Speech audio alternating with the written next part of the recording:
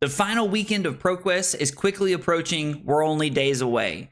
We're going to talk about Victor and why I think he's actually a good pick for the last weekend of ProQuest. We're going to break down what cards I think should be in and what cards should be out to help make sure that we're bringing home that sweet, sweet gold. In week 2 of ProQuest, the 4 most winning heroes were Enigma, Aurora, Viserai, and Florian. Now, Enigma's an uphill battle. It's not a great matchup, but it's not as bad as most people think, in my opinion. And I have some tech and some guidance I'm going to offer to you guys in this video that I think will help you cross the finish line against a lot of Enigmas.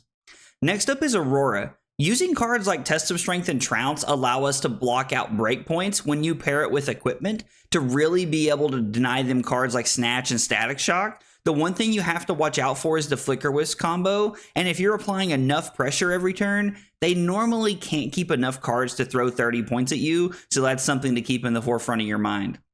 Next up is Viserai. If we're playing OTK Viserai, Victor's done. There's nothing you can really do. Victor's cooked. The game's over before it even starts, to be honest. But when we have this like aggro Viserai plan where they're not really like, using the burst Runechan idea, then we get a lot of value out of being able to block efficiently and pitch 1 blue every turn. And also, Guardian's not been in the metagame for about a second now looking at ProQuest season, and there's honestly just a chance at your ProQuest that your Viserai players don't really know how to play into Guardian, and that gives you a lot of leverage. The last matchup is Florian. A lot of people are saying that Florian's just a better Guardian, which I'm kind of on board with, but there's still a lot of value we get from Trounce and Test of Strength that Florian doesn't have. Also, the ability, we're looking at winning a lot of clashes with Test of Strength and Trounce because a lot of their cards are 2s and 4s and they decompose to get more value. So they're not clashing for high value and we're able to win clashes pretty easily. So I think Victor has a pretty good matchup spread into the top 4 of the field. The other decks that are worth mentioning are Azalea and Zen are also starting to win. And if you played a lot during last meta with Victor, you know that Azalea and Zen are slight favor, that Victor's a slight favor in those matchups. And that's what we're looking to utilize come the last weekend of ProQuest season. Thanks for stopping by, guys. I hope you enjoy the video. Breaking down our Victor deck, a lot of this is going to look very similar, but don't worry, I've made some changes and it gets interesting as we start looking through the deck. So looking at our equipment suite here, we're obviously starting with Aurora-Magus. This being a Victor specialization that serves as a gold just makes it so good. You're able to block 2 and then destroy it to a Golden Sun, making it a 5-point piece of equipment. In a Guardian deck, it's pretty solid. Aurora-Magus is a staple of the deck and will probably always be here. Civic Steps. Civic Steps is one of those cards that when it first came out, I didn't really like because I was like, why would I ever want to give my opponent a Quicken token? But with some patience and some good play, I've learned where Civic Steps can be good and how to use it. That doesn't mean I don't make mistakes every now and again, but Civic Steps is our hardest piece of equipment to use, but it's also a very solid piece of equipment. And before this, we were just playing like a 1-block Blade Break piece of equipment. Having Civic Steps is definitely an upgrade and will probably be a staple of Victor until we find something better to slot into it. Crown of Providence. For the longest time, we were playing Balance of Justice because the brutes were everywhere and we needed to be on Balance of Justice to combat that. I've actually since cut Balance of Justice from the list. Now, I am seeing a resurgence and uptick in KO because people are realizing it's still a very good aggro deck. But at the current moment, I think playing just Crown of Providence is just fine for the matchups we're looking to attack. Fiendl's Spring Tunic. Does this card really need an introduction? It's a staple of almost every deck in the game. Even the aggro decks play it. Tunic plays very well with Pummel, and it allows us to have very powerful 2- and 3-card hands. That extra resource can really come in handy when we need it to. Gauntlets of Iron Will. This has basically just been an upgrade from Crater Fist. Now, I did have somebody telling me the other day that they felt like this was actually a downgrade from Crater's Fist, which was the first time I'd heard that argument, but I was open to hearing it. Gauntlets of Iron Will is one of those things where it's like you really need a soul read. You need to really understand what your opponent's up to and what they're going to be doing to get a ton of value out of this. But Gauntlets of Iron Will is a solid piece, and I'm going to be sticking with this over Crater Fist for the foreseeable future. Titan's Fist. Ever since Winter's Well went away, this is what we've been playing. Titan's Fist is just a solid 3-for-4 one-handed weapon. It allows us to play Aurora-Magus. It's just a solid, it's the best weapon we could be playing. We could be on Miller's Grindstone, but with the way I've configured the deck and a lot of the matchups in the current metagame, I'm not a fan of playing Miller's Grindstone. Although I have seen a few people back on it, I just don't think it's worth it. Command and Conquer, another generic staple of pretty much Flesh and Blood as a whole. Command and Conquer is a very powerful effect that prevents defense reactions from being played and can destroy your opponent's arsenal. At 2 for 6, this is just too powerful. This is a card that also works very well with Tunic, because if we pitch a blue to play Command and Conquer and we have our Tunic counter up and a Pummel in hand, we can actually make it a 3-card 10, which is very good and a very powerful disruption effect that you can really get your opponents with. Enlightened Strike is something that wasn't always in the deck for me. When I started playing Victor, we weren't playing Enlightened Strike, but I've really come around to this card since then. In the mirror, if you throw a Zealous Belting at your opponent and they give you the Civic Steps and you have an E-Strike, you can actually draw a card and then try to rip into a blue to go 5/5 Hammer for 4, which is very powerful, or Hammer for 6, depending on what you pitch to Zealous Belting. But E-Strike's just a great utility card. I like it in a lot of matchups. It's very good for go again when we need it to into the Illusionist, but it also serves as a good 0 for 7 when we need it to be into like aggro decks and we're trying to close out the game late. Pummel. I love this card. This is single-handedly the reason to play Guardian, in my opinion, is the fact that everything you play can be pummeled, and I absolutely love that. This powerful attack reaction lets us have disruption into a lot of heroes, and being able to pummel something like a Command and Conquer or a Spinal Crush is insanely valuable and can just swing the total tempo into our favor during a game. Spinal Crush. Spinal Crush is another staple of pretty much every Guardian deck that there is. Being able to prevent go again has a lot of value. You can pitch 2 cards to throw this for 9, and then if you have a Pummel in your hand or in your arsenal and you have a Tunic counter up, you can use that to be able to throw the Pummel, which saves you from having to have a 5-card hand to play it, which is really good. So we're already seeing 2 cards where we're able to get a lot of value with the Tunic counter off of it here. Test of Strength. This is like just being able to block 4 is insanely powerful. It's really good into Aurora and a lot of the other aggro decks because you're looking to block breakpoints with this card.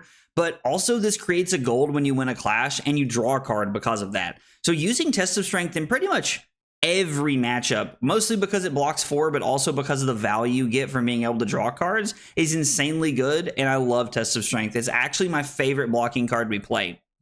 Next up is Trounce.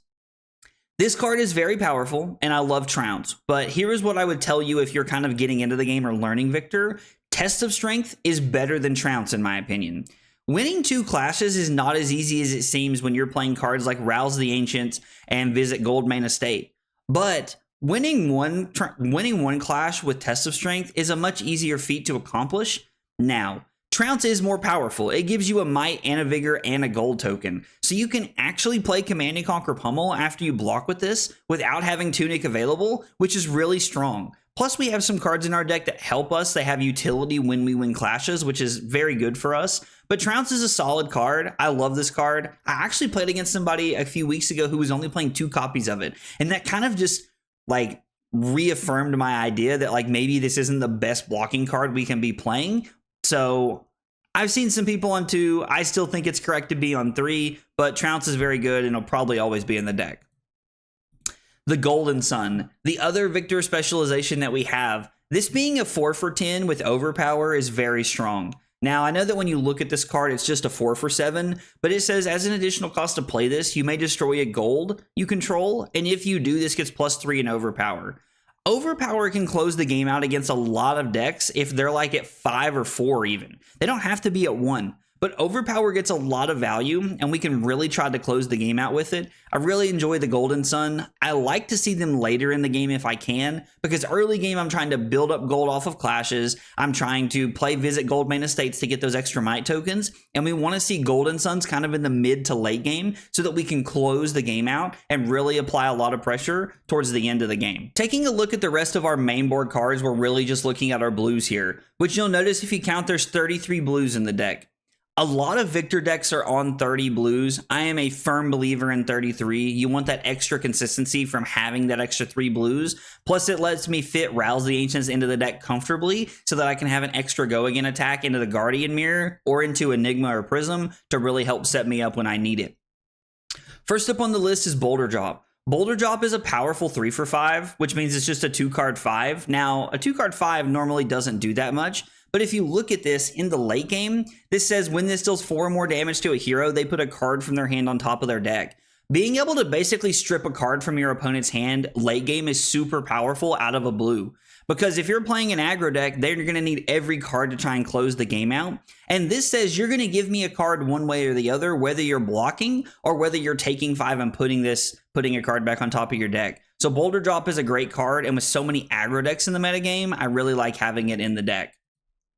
Blue Chokeslam. This is a popper if you run into a lot of prisms. Also, there's a lot of enigmas who are on like mini attack actions right now, and I think that having Chokeslam in the deck is a very solid one. Also, this has some random play at blue into enigma, as you can stop them from gaining power with cards like Lightning Press or Electrostatic Discharge.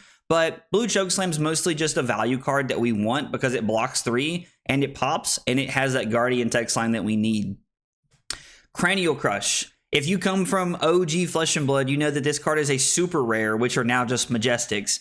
But Cranial Crush is a 3-card 8 that says they cannot draw cards if it deals 4 or more damage. Now, a 3-card 8 is really not that powerful, but a 3-card 8 at blue is absolutely insane. I love Cranial Crush. All of our blue attacks that are 8 power are just auto-includes in the deck, because it gives us such a powerful late game draw with all of these like blue attacks just being 8s, which means if your opponent ever gives you a chance to keep 3 or more cards, you're just throwing 8 at them, and more than likely that late in the game, they're at 3 or less, which means you're really just forcing them to block and giving yourself a lot of tempo. Next up is Debilitate. This is probably one of the worst blues that we play outside of some of the Clash cards. This just being like a 1-card block to be able to stop the crush effect is pretty bad for us. But at blue, I think this card fits in pretty well. If you have a really awkward hand into an aggro opponent, you can just throw this at them and just get -2 on their first attack. This pretty much turns off Starfall. It turns off one of the daggers from New or any of the other assassins. You're just getting a lot of value, as this is also, with the crush effect, a blue 8 when you think of the 6 and the -2 compared together for 8 total points of value here. Disable. Now, a lot of people are on red disables because it comes in for 9, but I'm actually a big fan of the blues here. Now, I say that. if people are on reds, they're on blues as well. But I'm a fan of just the blues. I think that being able to throw a breakpoint at your opponent that is Arsenal Disruption is very powerful. Now, your opponent a lot of times will have a Sink Below or a Fate Foreseen or something to cover this up, or they'll give you some equipment if it's early enough in the game. But late in the game, this is where you really get your opponent. If your opponent is trying to set up a 5-card hand late in the game, using Disable is exactly where we want to be, because it means that it's 2 cards or a card and equipment to stop this effect if they've set up a powerful card in their arsenal to try and push over the final points of the game. If you've played Guardian before, or even played against Guardian late enough in the game, you know that Macho Grande needs no introductions. This card being an 8-power Dominate is really sweet. Now, it does cost 7, but super late in the game, you can Arsenal this, keep 2 blues, and use a Tunic to be able to try and close the game out. Now, early on in the game, I would never suggest arsenaling this card unless you're just planning on using Crown of Providence to be able to cycle it away. But Macho Grande is great at closing out games. It blocks 3, and it does everything we need it to because it's another powerful blue late game card. Rouse the Ancients is just a powerful go-again card. This is one that I was not always very keen on having in the main deck. In fact, I argued with a lot of people, not in like a bad way, but just like friendly banter, with a lot of people about why we shouldn't play this card. The number of times I have won a clash with this card is actually like a non-zero number, which is really weird to say. If your opponent flips over a non-attack action and you flip over a Rouse, you actually win the clash because you have a value and they do not, which is really weird to think about, but Rouse the Ancients is solid. With there being a lot of illusionists in the field, we want cards like Rouse the Ancients to be able to set up Go Again to try to clear their board and to apply pressure to them and try to put them on the back foot as early as we can. Blue Thunderquake. I love heaving Thunderquake and then crowning it away to do something like a Chokeslam or a Spinal Crush or something that it's only going to cost us 1 card to throw. Heaving Thunderquake on turn 0 is really cool, but Thunderquake's also just another 3-card 8 late in the game that blocks 3. So this is just a solid card that fits into our Guardian game plan of giving us powerful blues in the late game, and I really like Thunderquake for its ability to be good on turn 0 and on turn 15. Thunk. This card literally only gets played because of its text. It is a blue popper that blocks 3, and it says when you win a Clash Revealing this, create a Might token. We want to make Might tokens and Vigor tokens and golds as much as possible throughout the game. Using this card to win a Trounce or a Test of Strength feels so good. I absolutely love having Thunk in the deck. I think it's a great card for its specific role, and it fits into exactly what we need it to be. This card has been an absolute all-star since it came out in part the Mistveil. I have to admit, I was playing Terra Sunder in this slot, and I was a little skeptical of how this card was going to feel in the deck when it first came out, but this card's been a staple. It's been an all-star. Being able to make golds late in the game, either against a KO or against an Enigma when you're trying to clear the board and pressure them. Visit Goldmane Estate does it all. The one thing I wish it did is I wish it had a 3 cost on it, because I would love to be able to let it turn on, to use Titan's Fist with it to come in for 4 instead of 3. But this being 1 is actually better because it pairs well with Tunic, and it lets us pitch a blue to play Visit Goldmane Estate and then throw a Command and Conquer or something like an Erase Face. So I really like the cost on this, but I wish it had more synergy with Titan's Fist and Anothos. And honestly, that's just me wanting to have it all as a Guardian player. This card's phenomenal, and it probably shouldn't be changed at all. Last up on our main deck cards is Wallop. This card is, again, in the deck. It blocks 3, it turns on Titan's Fist, and it creates a Vigor token when we win a Clash with it. Now, winning a Clash with a 5 is not something that happens a lot in the mirror, but it does happen a lot when you're playing against an Aurora or even an Enigma when they have a lot of non-attack actions in their deck. So looking at this, Wallop is a great card and fits into the main deck very well to be that 33rd blue that we need. Let's round out our deck by talking about the inventory and what cards we're going to sideboard in each matchup. First up is Red Chokeslam. I like Red Chokeslam for a myriad of reasons. It's very good into all of the Blood Rush Bellow decks, and it's very good into Aurora. Now, last season I was on 3 because everyone was playing Art of War. Playing 3 Chokeslams was a no-brainer in the Art of War meta, but now Art of War's banned. So we're only on 2 because it fits into certain matchups, and I wanted to make room for other cards. Next up is Erase Face. This powerful 2-for-6 is very good into all of the Lightning and the Earth heroes. Just being able to turn off the Decompose or checking for Lightning Fuse is very powerful. Also, Erase Face has it's great into Dash.io. Being good into Dash.io is great, especially considering that the new Armory deck just came out this past Friday. So I'm expecting a massive uptick of Dash.io going into the last week of ProQuest season. Oasis Respite. This is new to the deck. I'm not a big fan of playing Oasis Respite and Victor because most of the time you don't really even want to try into Wizards. Like into Kano last season, it was unwinnable. You couldn't do anything to stop it. All you had to do was bring in Crown of Dominion and hope that you could race them. But now we're playing AB2 and we're playing Oasis Respite because I think we actually have a chance into a lot of the Wizards, and I'm going to be prepared for them the last weekend of ProQuest season. 2 Respites, AB2, I think might be enough to get us there and put us in a good position against the Wizards in the final week of ProQuest season. Outmuscle. This is a card that nobody was playing for the longest time, and now it's good because we're playing into Enigma.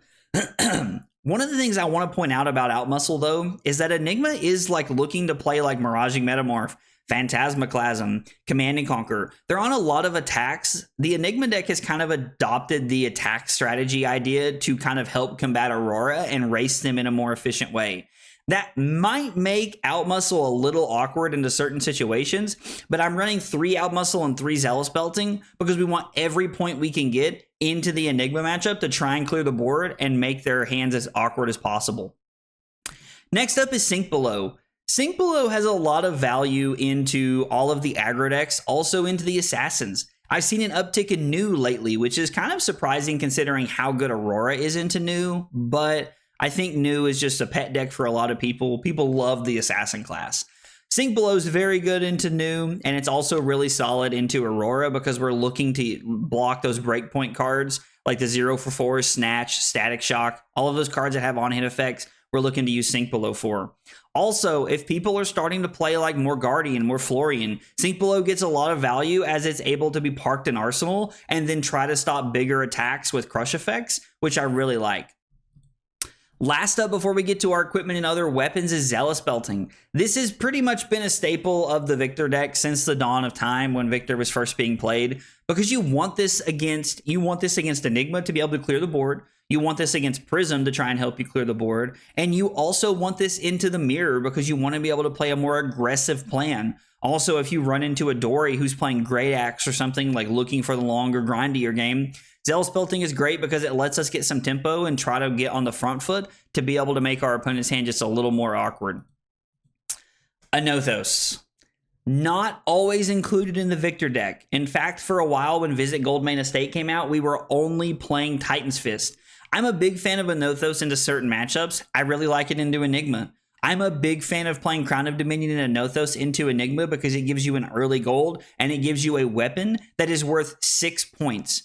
Being able to throw Anothos for 6 multiple times throughout the game is just super solid and gets more value than the shield normally. Most games, that's how it pans out. You're getting more value from Anothos than you would from Aurameges. So I'm a big fan of having Anothos. I also like Anothos into the mirror. I'm a big fan of having it in the mirror. I think just having a weapon for 6 instead of 4 is very powerful and can get you a lot of value in the Victor mirror.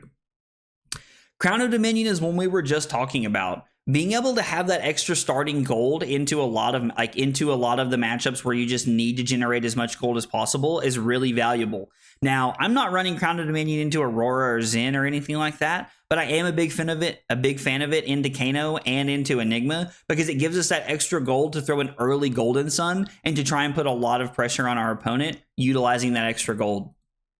The last 2 sideboard slots we have are both AB. I like having gloves and I like having the boots. I actually run those in different matchups depending on what we're looking at, but against Verdance, against Kano, and against Cecilio, we want to have AB2 so that we can be trying to stop our opponent's powerful arcane spells and then also utilizing Oasis Respite to be able to shut down cards like Open the Floodgates or Mind Warp so that they can't have any disruption over us and we can try to end the game hopefully pretty quickly against Wizards. I know that a lot of people think Victor is dead, but I'm going to be honest, I have a lot of faith, and I genuinely believe that I can win a ProQuest. I have 2 more ProQuests coming up this last weekend, and I genuinely believe I can win one with Victor. Plus, I'd really like to. Getting a gold foil with my boy Victor would feel pretty sweet. I've had a lot of success on Victor, and I'm hoping to repeat some of that this weekend. Guys, let me know in the comments down below what you think of the deck, what you might change, or some cards you've seen success with. I'm always open to other opinions, and I'd love to hear about them. If you enjoyed the video, be sure to like and subscribe for more content. Thanks for watching, and I'll see you next time. Take it easy, guys.